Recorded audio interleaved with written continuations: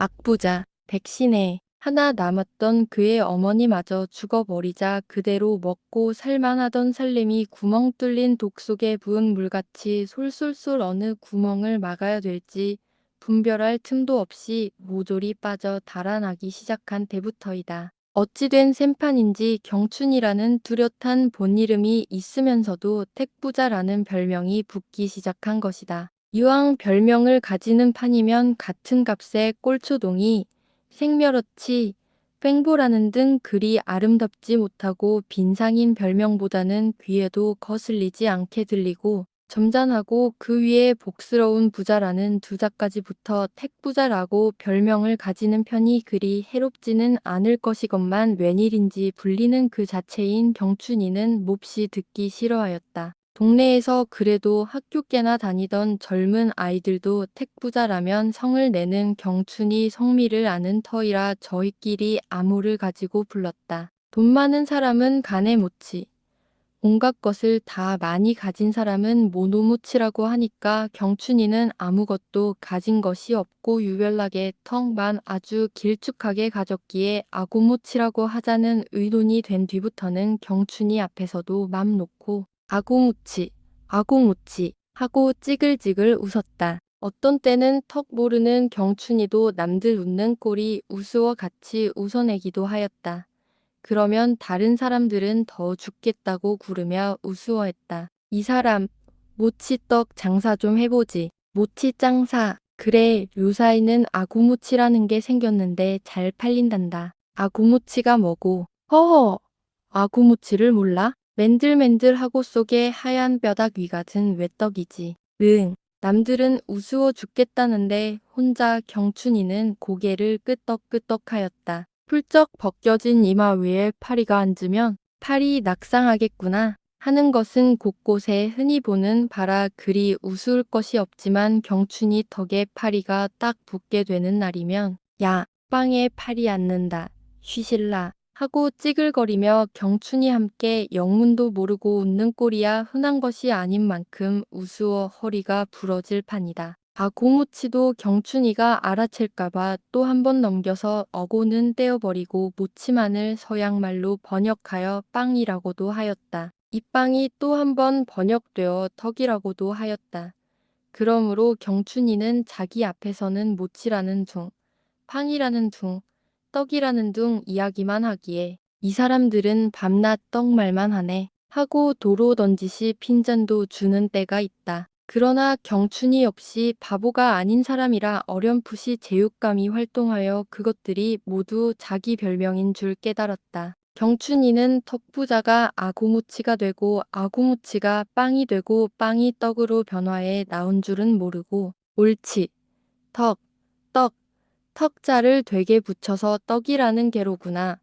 떡이 서양말로 빵, 빵은 일본말로 모치. 죽일 놈들. 다른 사람들과는 반대로 번역해 들어갔다. 그는 와들와들 떨리며 분했다.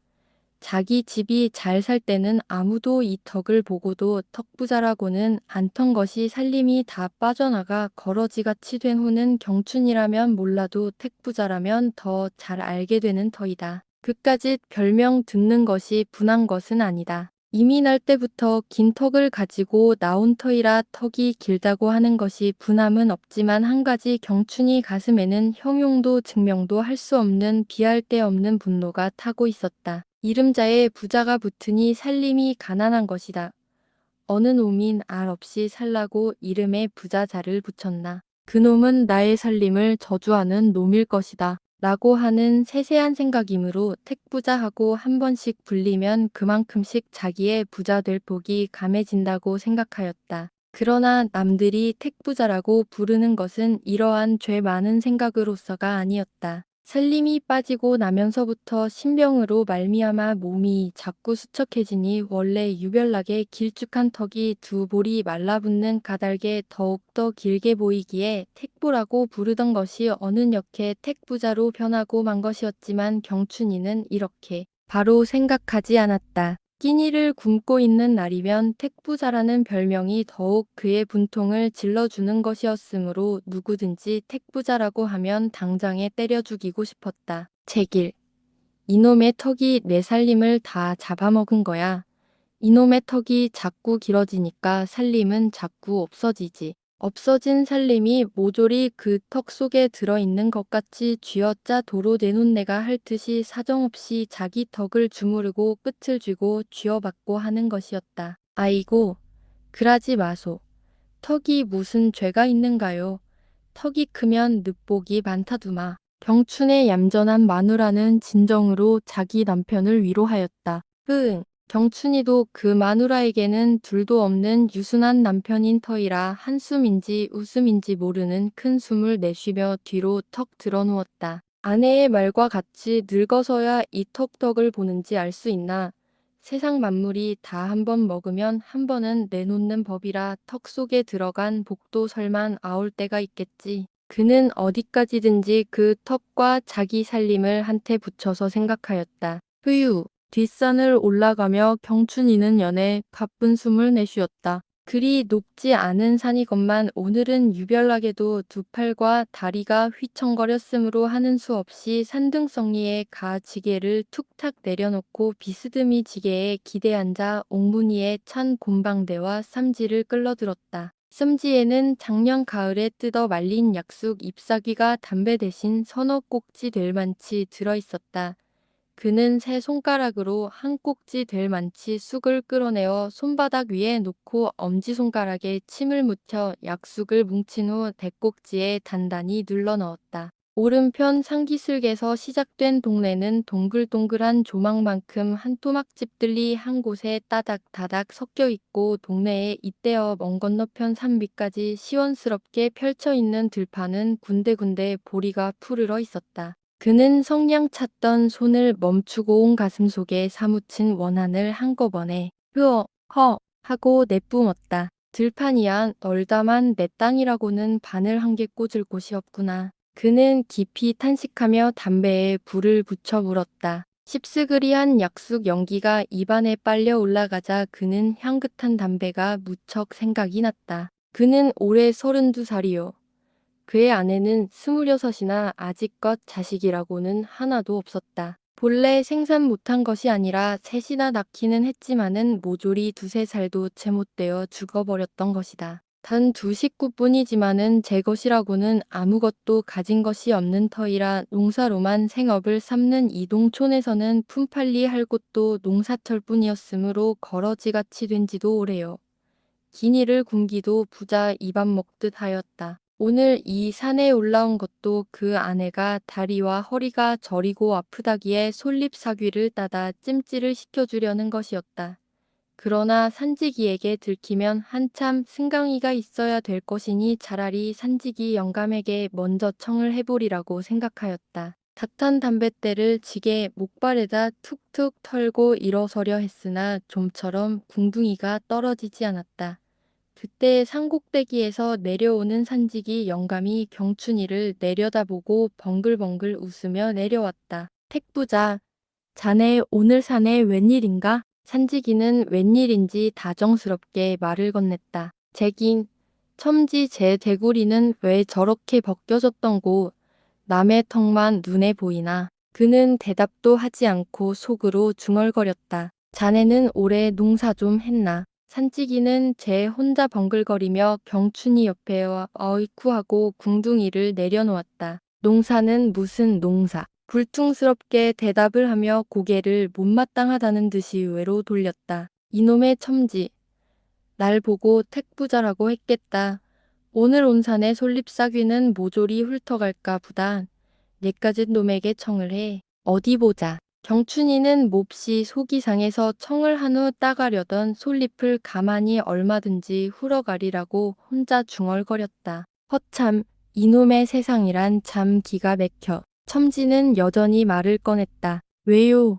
이놈의 세상이 어떻길래? 경춘이는 눈을 흘기듯이 하여 산지기를 바라보았다. 첨지는 창피하다는 듯이 하얗게 깎인 머리통을 슬슬 쓰다듬으며 참, 봉변이었어. 산지기의 그 얼굴은 조금 흐릿해지며 경춘이를 바라보았다. 아, 늙어가며 이런 꼴이 어디 있나.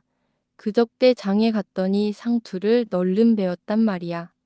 그저 다짜고짜 없이 막 달려들어 덤비니 강약이 부동이라 하는 수가 있나 분하단 말이야. 경춘이는 본래부터 이 첨지를 미워하는 터가 아니었고 다만 이제 택부자라고 불린 것만이 분했던 까닭에 첨지의 말을 듣고 있는 동안에 어느 사이엔지 불쾌하던 생각은 어슬로 녹아지고 없었다. 깎으면 도로 시원하지요. 잘 됐네요. 그럴 수가 있는가? 60이 넘도록 지니던 것을 남의 손에 불에 봉변을 했으니 목을 베인 것이나 다를 게 있나. 아따 영간. 그 따위 호랑이 담배 먹는 때 소리 마소. 지금이야 나라 임금도 머리를 깎는데 무슨 상관인가요? 60년 아니라 6만 년 지니고 있던 것이라도 좋지 못한 것은 없애버리는 것이 옳지요. 그 사람 말도 아니다. 상투를 베인 후 나는 손해가 많네. 바로 상투를 베이던 날 밤에 볼이 한섬 도둑 맞았지. 그까짓 것보다 머리 깎은 후로는 늘 몸이 시원치 못하고 골치가 휑하다는 거야. 아마도 내가 죽을라는가. 그래요. 경춘이는 깜짝 놀라며 고개를 흔들흔들하였다. 자기는 택부자라는 팔자에 과한 부자자가 이름이 된 후부터 가난이 심해가고 산지기 첨지는 상투를 베인 까닭에 도둑맞고 몸이 성치 못하고 하는 생각이 문득 번개같이 머릿속에 번득하자 암만 개화한 세상이라 해도 예전부터 내려오는 귀신을 그대로 있는 거라요. 경춘이는 한탄하듯 자기의 긴 턱을 슬금슬금 만졌다. 잊고 말고 나는 이마가 좀 넓은 가닥에 머리가 있으면 좋다고 상쟁이가 그러던 것을 깎고 보니 당장에 화가 미친단 말이야. 그럴 거요. 나도 경춘이도 자기가 택부자라고 불리게 되자 가난해졌다는 이야기를 하려다가 갑자기 입을 다물고 말았다. 너무 근거 없고 엉터리 없는 말같이 생각이 든 까닭이었다. 아이쿠, 나는 내려가네. 자네는 어디 가는가? 첨지는 궁둥이를 툴툴 털며 일어섰다. 네, 잘 내려가소. 그런데 청이 하나 있습니다. 경춘이는 아무래도 먼저 허락을 받는 것이 옳으리라고 생각이 다시 고쳐들므로 솔잎사귀를 좀 따게 해주소 하며 덩달아 일어섰다. 첨지는 눈을 둥그렇게 뜨며 솔잎사귀 뭣 하려나 아내가 다리를 앓는데 찜질해 주렵니다. 자네 아내가 또 다리를 앓라. 어디 솔잎이 무슨 약효가 있어야지? 아니랍니다. 산꼭대기에 선 말리풍씬 솔잎을 따다 찜질을 하면 좋다두마. 경춘이는 말을 미처 마치지 못하여 몹시 기침을 하였다. 첨지는 얼굴을 찌푸리며 조금 생각하더니 나무는 상하게 말고 좀 다 가게나 하고는 슬금슬금 가버렸다. 그놈의 첨지. 과연 이맛대기는 대우도 벗겨졌다. 저놈의 첨지는 턱이 짧으니까 늦 고생을 하는 게지. 내 턱이 이렇게 길지 말고 저놈 첨지의 이마가 저렇게 넓지 말고 했다면 피차 오죽 좋겠나. 경춘이는 산꼭대기로 올라가며 이렇게 중얼거렸다. 이마는 넓고 턱은 짧은 첨지. 이마는 좁고 턱은 긴 경춘이. 그는 되는 수만 있다면 둘이 한데 섞어서 다시 알맞게 갈라 가지고 싶었다. 턱은 짧더라도 나는 오래 살지 못할 것이니 관계없단 말이야. 그렇지만 이왕 이렇게 타고 나버렸으니 하는 수가 있나. 이 턱을 볼 때까지 살아야지. 그는 혼자 혀를 쩍 차고 솔잎을 땄다. 경춘이 집은 사드락병으로 망한 것이었다. 그의 부모, 형제, 자식 모두 기침하고 피토하고 얼굴이 조희장같이 하얗게 되어 죽었다. 그런 까닭인지 경춘이마저 요즘은 몹시 여위고 기침이 심했다. 비록 못 먹고 고생은 하더라도 젊은 사람치고는 너무나 헬쑥하고 뼈만 남은 경춘이었으므로 동네 사람들은 택부자도 얼마 남지 않았을걸 하고 그의 명줄의 길이를 예언하였다. 그 안에도 작년 가을부터는 마른 기침을 시작한 것이 이제는 경춘이보다 피를 더 자주 토해냈다. 경춘이는 어떻게 하더라도 아내의 병만은 고쳐주고 싶었다. 자기는 이미 부모에게서 타고난 병이지만은 그 아내는 시집 온 후 오늘까지 천하에 둘도 없는 고생만 하고 그 위에 병까지 옮아갔으니 생각하면 할수록 벼가 아프게 가여웠다. 산에서 따온 솔잎을 져가지고 방 안에 거적을 편 후 몸을 움직이지 못하는 그의 아내를 눕힌 후 솔잎으로 찜질을 시켰다. 이 봄부터 걸음을 잘 못 걷던 그 마누라는 약 한 첩 먹어보지 못하고 오늘 이 찜질이 약치료로는 처음이었다. 지난 봄에는 보리가 소두 한 말에 38전이던 것이 지금은 75전이니 햇볼이 날 때까지 그들은 밥 구경은 단념하고 있었다. 몸이 점점 마르고 기침만 자꾸 하는 경춘의 근본을 잘 아는 동네에서는 공짜일이라도 시키려는 사람이 없었다. 지난 가을에 말려두었던 콩잎삭이 그것만으로 연명해 나가야 되는 터였다. 경춘이는 하다못해 그곳에서 오리 밖에서 방천공사하는 곳으로 일거리를 찾아갔다. 한 술에 가득 흙을 파면 육전식을 받는 것인데 쉽사리 경춘이도 일패를 받아가지고 흙을 파게 되었다. 하루 10술에는 할 수 있겠지. 그는 이렇게 속셈을 해보았다. 그러나 한 수레를 하고 난 후 두 수레째 밀고 가다가 컥 하고 각혈을 하였다. 누가 볼까 겁이 나서 얼른 입술을 닫고 잠시 쉬려고 펼치고 앉았다. 하늘이 노랗게 빙빙 돌며 땅덩이가 조리질을 하는 것 같았다. 그러나 그는 정신을 바짝 내며 수레를 밀려 했다. 두 팔은 녹은 엿같이 맥없이 풀어지며 두 귀를 잡고 내흔드는 것 같이 두 눈이 휭휭거렸다. 그는 다시 정신을 차릴 양으로 신발을 고치는 척하고 털썩 주저앉았다. 여보, 당신 이름 뭐요? 일패봅시다. 경춘의 혼돈한 정신은 무슨 뜨거운 불덩어리로 얻어맞기나 한 것 같이 깜짝 놀라며 가슴이 섬뜩하였다. 여보, 일패 내놓소. 아물아물 까무러질 듯한 경춘이 눈동자에 일꾼 패장이 버티고 선 것이 비쳤다. 네. 그는 옥문이에 찼던 일패를 내보였다. 당신 어데 사우? 네. 저기 윤동이라는 데 삽니다. 당신 그래서 일하겠소? 보아하니 몸이 많이 편찮은 것 같은데. 패장의 말소리는 부드럽게 못했다. 아, 일자리를 빼앗으려고 하는구나.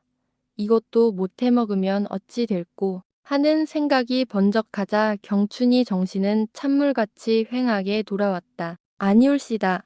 어젯밤에 좀 늦게 잤더니 어떻게 괴로운지 내일은 좀 기운 있게 하지요.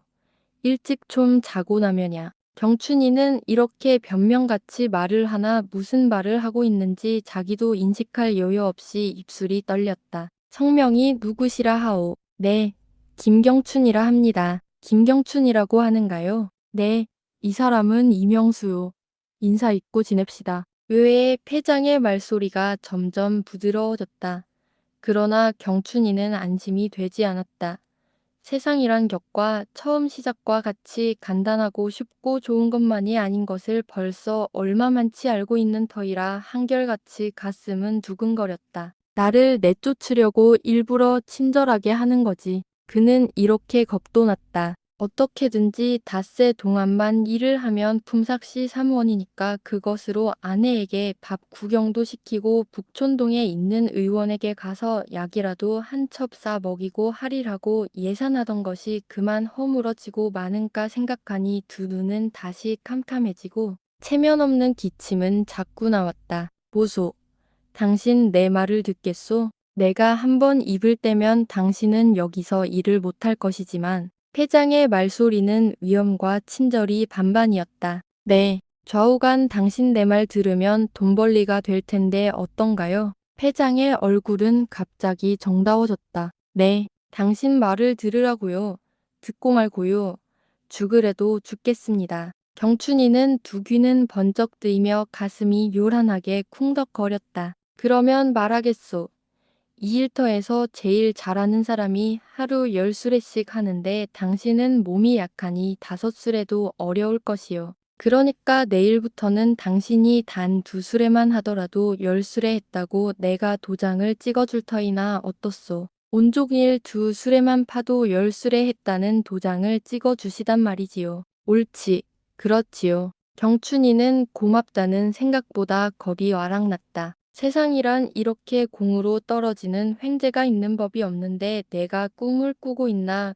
그렇지 않고야 내 사정을 이렇게 봐주는 사람이 요즘도 남아있을 리가 있나? 그는 이렇게 생각되었다. 염려 말고 남에게 입을 떼지 마오. 내일은 일패를 2개 맡아가지고 한 수레에 양껏만 담아오면 도장은 20개 찍어줄 테니 나중에 품삯을 탈 때는 아무 도장이나 관계없으니 2개만 가지고 와서 친구 것을 대신 받는다고만 하오. 그리고 그 품삯은 반치는 당신이 먹고 반은 나를 주오. 알겠소. 패장은 경춘이 귀에 대고 이렇게 속삭였다. 네. 나는 못 알아들었습니다. 시키시는 대로 하기는 하지만은 무슨 영문인지를. 경춘이는 겨우 이렇게 입이 떨어졌다. 이 친구 정신없구나. 내가 보아하니 당신은 종일 해도 2~3수레도 겨우 할 것 같으니까 하루 2수레만 하고 10수레 삭슬 받도록 해준단 말이오. 왜 1패는 2개를 만나요? 아직 모르겠소? 한 사람이 하루 10수레 이상은 못하니까 2개를 가져야 20수레 삭슬 탈 수 있지 않소. 그러면 10수레는 당신이 먹고 10수레는 내가 먹자는 심판이지. 경춘이 가슴은 어벙해지며 입이 비틀거렸다. 그러면 그렇지. 이놈의 세상에 웬걸 남의 사정을 보아 선심 써주는 사람이 있을 리가 있나. 이놈이 속림수를 해먹자는 게로구나. 그는 이렇게 짐작이 들며 쫓겨나지 않는 것은 고마우나 쾌히 대답이 나오지 않았다.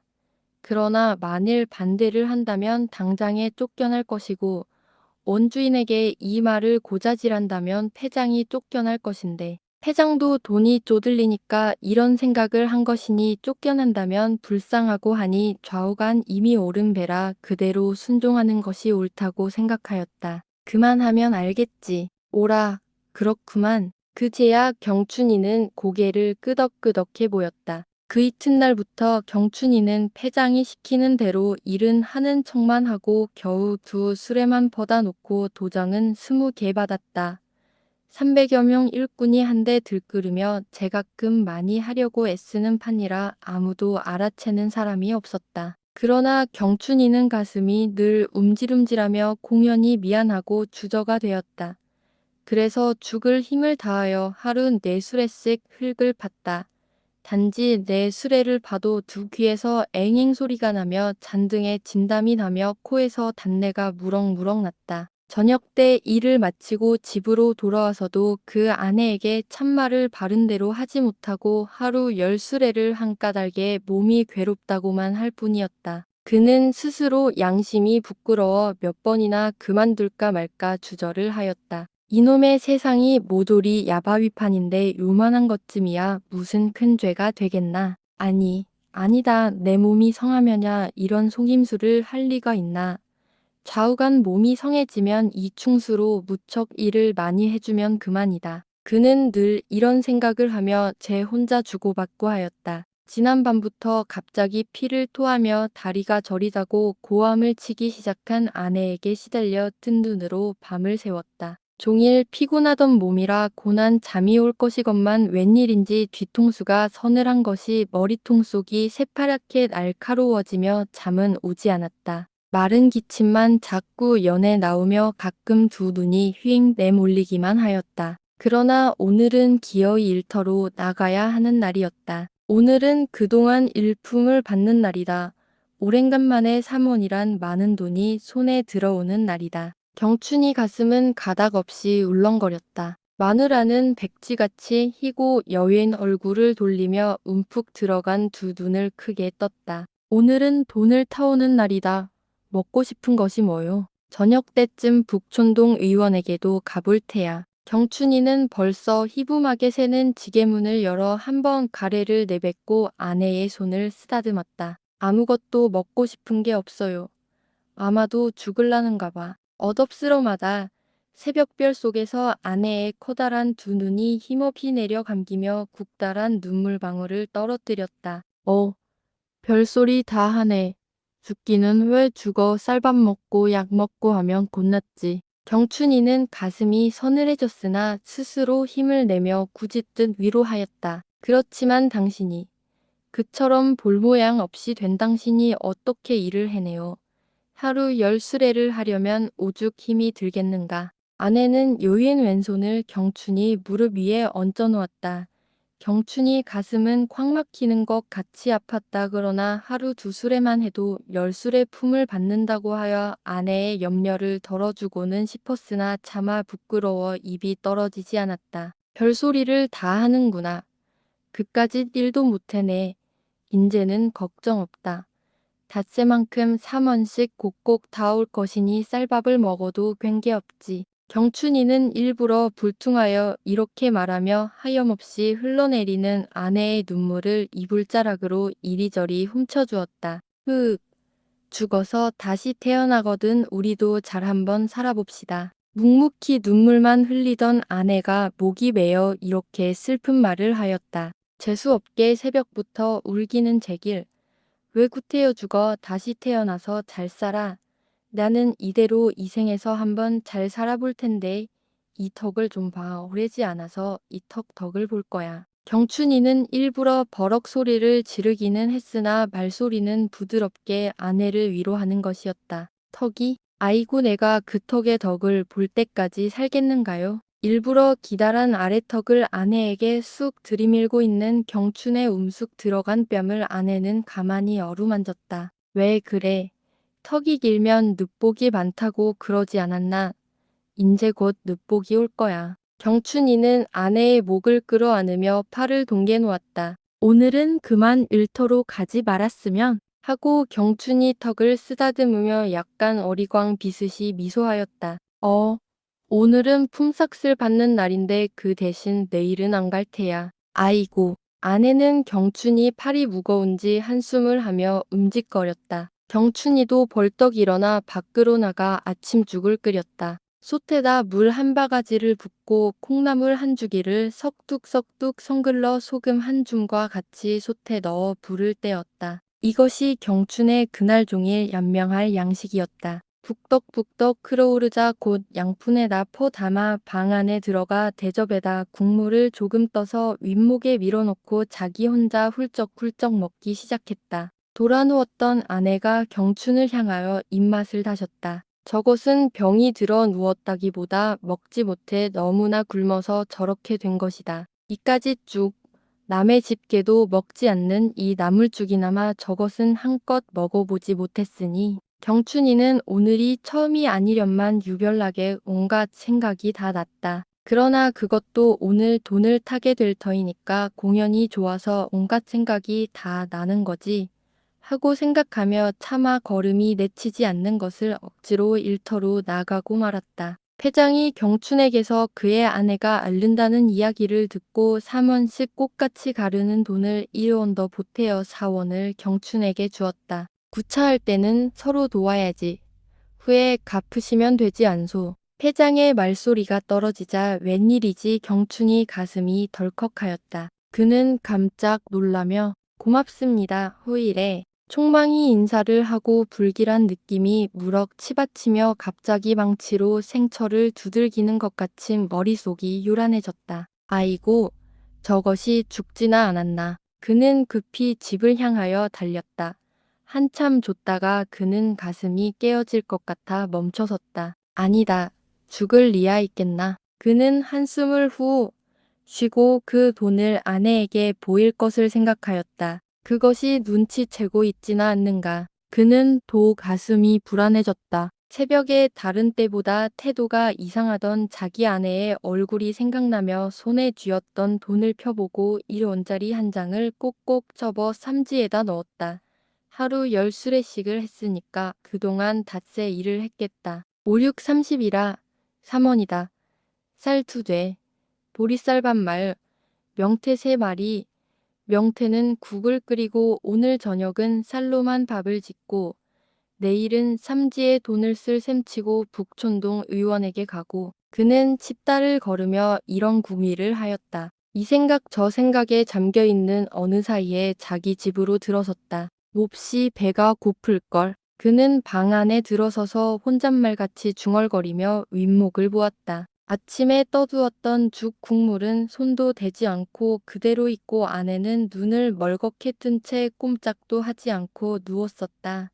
그는 아내 곁에 가 털벅 주저앉으며 손에 든 돈을 방바닥에 늘어놓았다. 그러나 웬일인지 입술이 딱 붙어 떨어지지 않고 눈물이 뚝뚝 서너 방울 떨어졌다. 중도에 쌀을 팔아가지고 오려다가 돈을 아내에게 먼저 보이려고 그대로 온 것이 도로 후회도 되며 또 쌈지 속에 이의원을 감추고 사무원만 내놓는 것이 부끄럽고 죄송한 것 같기도 하고 마음이 설레어서 이까짓 돈에 양심과 아내를 속이고 부끄러운 생각만 하게 되고 그는 이점저점 슬픈 생각이 들었다. 아내가 먼저 무얼하고 입을 떼어주었으면 하는 생각이 들었으나 아내는 조금도 움직이지 않고 누운 대로 가만히 그대로 천장만 바라보면 눈에서 눈물이 주르륵 흘러내려 있을 뿐이었다. 왜 오늘은 울기만 해?